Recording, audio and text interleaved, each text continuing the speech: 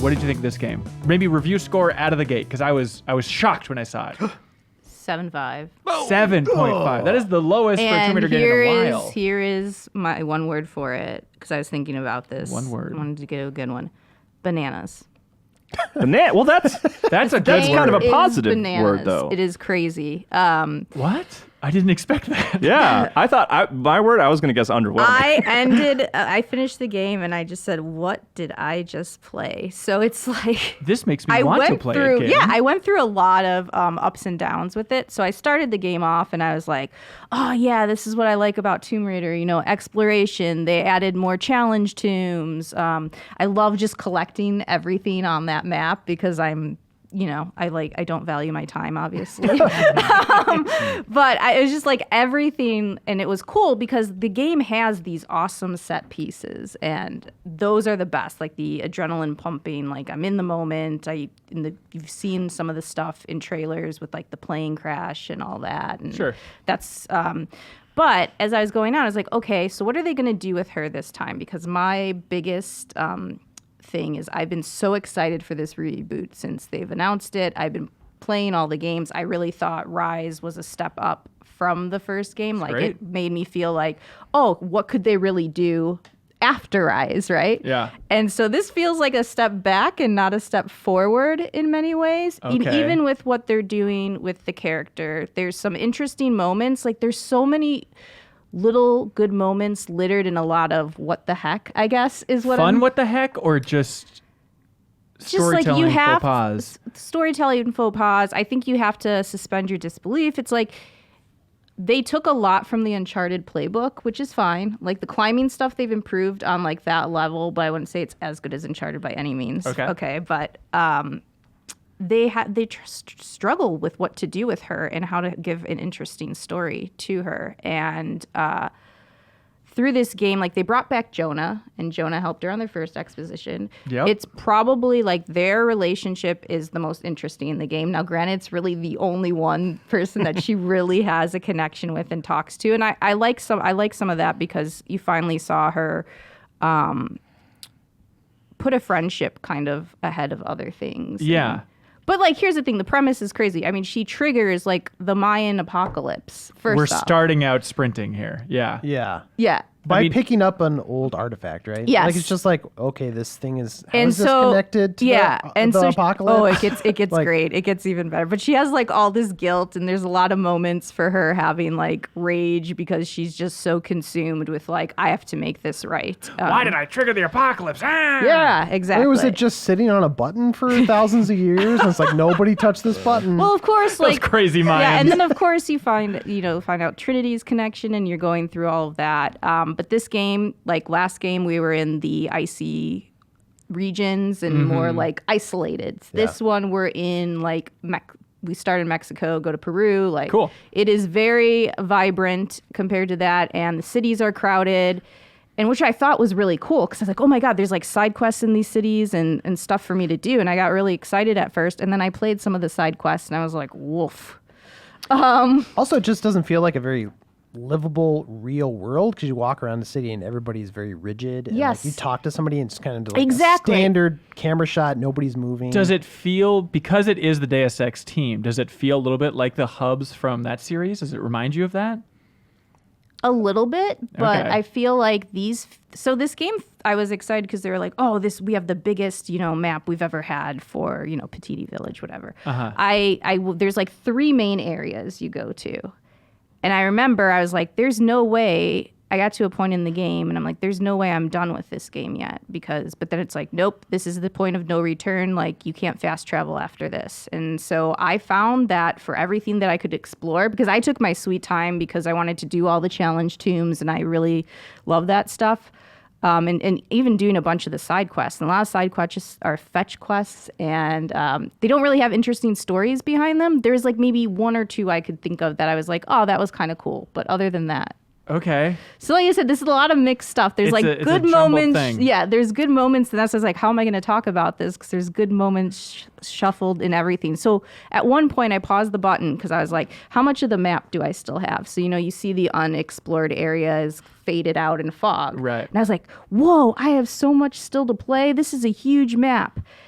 And then I realized it was just an illusion because when I finally I could keep going and going and going, but I was in the final area at that point and I was not going anywhere else except for this one side. So it was weird because I thought I had a lot more to go on it than that. And it was just disappointing because they really last game made it, we're giving you these big hubs, we're making, there's so many improvements and this is just meh.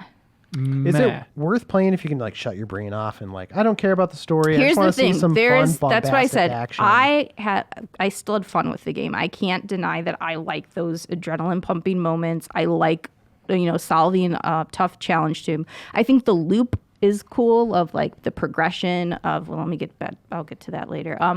Of picking stuff up and crafting. Now she has costumes you can craft. Some are a little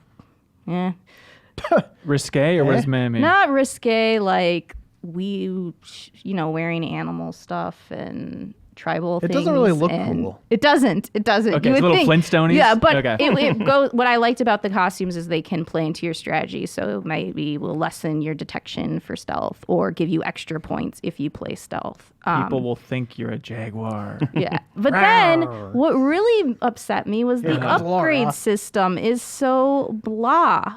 I don't they did what they did last game where they had the 3 areas, but I was opening stuff and I'm none of this makes a difference at all. I want to feel like I'm progressing in a game, and only maybe 1 or 2 times can I think of that I opened a skill and I was like, wow, now that's really cool. And that one was when I could shoot the confuse arrows, which would then have the other guys shoot their teammates. That's great. So upgrade that first. Yeah, but that's a good way to go. And overall with combat, I will say the game does reward more of a stealth approach. There is trees to climb, places to hide. And I say this because I had fun with some of the stealth things that you can do. But then the stealth is not very good either. Okay. Yeah. I had one case where I jumped out and an enemy totally saw me and I went and I meleeed him and it was giving me points for a stealth kill. And I'm like, that is not a stealth kill. Surprise! And you can cheese it because there's times when enemies definitely saw me and I was like, how am I not being detected right now? So just all over the place. It is. That's the thing. The game is all over the place. And I want to preface this as if you played the past ones, you will have fun. It's just, there's just so much that you'll have a good moment, and then the next you'll be like, what the heck? Or you'll be like, that, not so great. Well, Kyle, you've been playing it too. What do you guys think of it so far? How deep are you? Well, I'm not too far into it.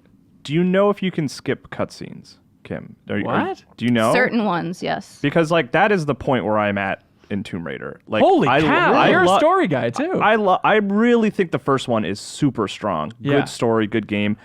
The second one did not do it for me. By the end of the game, I was like, I do not care what is happening. I just want to collect stuff and Immortality. explore. And then the beginning of this third one, it's so scattershot. Oh in the yeah, opening. and the they try to do an in media res thing, and then but then your normal timeline, but then they repeat the in media res opening that they did, but fast forwarded, and it's only an hour into the game too. It's you guys that impatient? And but I love the climbing, the shooting. Yeah, the climbing's really good. The shooting's improved. It's like a weird reverse of Uncharted to me. It's interesting, yeah. Because Uncharted is I love the cutscenes in the story, and then I almost wish I could skip the climbing and the shooting. And then Tomb Raider's now become the opposite, where it's I love exploring and shooting and climbing, and then the cutscenes are just what little I've seen, I'm just raising an eyebrow, and I'm like, this doesn't even feel like the same Laura. Just because that's so confusing. What about it? What specifically is she doing those cutscenes? It doesn't feel right. Well, she's just she's all over the place. They want her to be this cold-blooded, confident killer,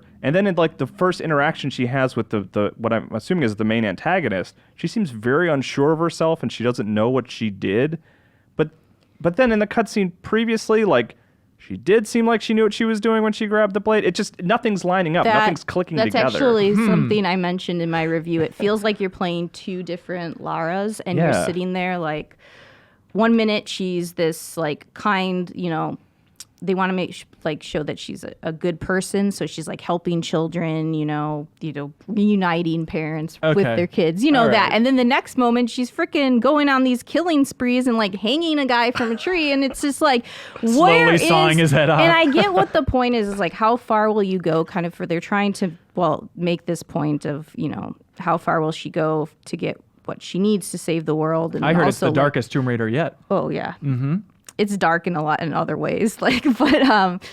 It's dark in that sense, but I didn't buy it. Like the whole story too, all the way up until the end. And I'll be honest, as someone who's been following this, and this is supposed to be the finale of her origin story. Right. Finally. So disappointing. I remember sitting there and be like, this was the big thing I was waiting for. This is the moment that, because they kept saying she becomes the Tomb Raider. I'm like, this is what I've been waiting for. Throughout all these games. I know. And it's it's just like, that was the moment, her defining moment, because that's what they made a big deal of. And I'm like, that was not. Does she finally braid her hair? Is that the... Oh, finally She's that already ponytail. done almost everything that the old Tomb Raider games have set forward. It's like at the end of that first game, it's like, well, she's officially the Tomb Raider. But it's like, oh, not quite. Wait until she goes to the tombs and Rise of the Tomb Raider. It's like, all right, now she did it. No, not quite. It's I don't know. It was this big thing. For me, as a fan of this series, I'm only 5 hours in, so I haven't finished the game. Okay. But I've been enjoying the gameplay and the action. It's definitely less polished. Polished, like that word. Is what I'm saying. And there's some rough spots, but if you like those last two games, I think there's something here. If you just like the core gameplay, that's what I'm saying. I'm not saying don't play it. I didn't play those last two for the story anyway. I'm still excited to play it. Yeah. Despite being turned off by the story.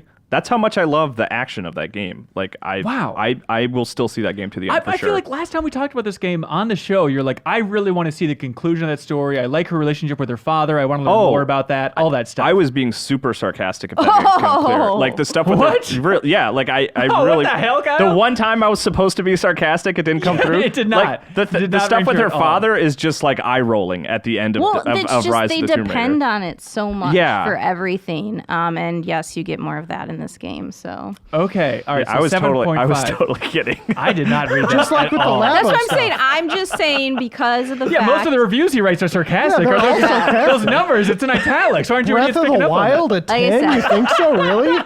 As Reeves said, I want to probably it is still fun. There are great moments. There's just a lot of head scratchers throughout it as well. Bananas. Bananas. It is bananas. It's crazy. That was just a clip from a larger show called The Game Informer Show. You can find it on iTunes, Google Play, or GameInformer.com. We take the fun opportunities and exclusive information from Game Informer magazine and boil it into a show that airs every Thursday with exclusive cover story information, developer interviews, a lot of fun stuff. So come love games with us.